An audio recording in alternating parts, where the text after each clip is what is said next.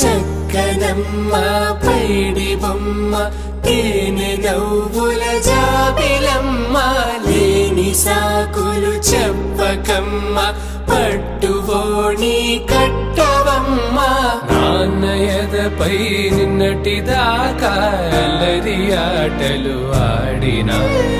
చిన్నారి తల్లి లేత భుజములు నేడు చీరలు మోయునా చెల్లో తురిమిను మంచి సంపంగులు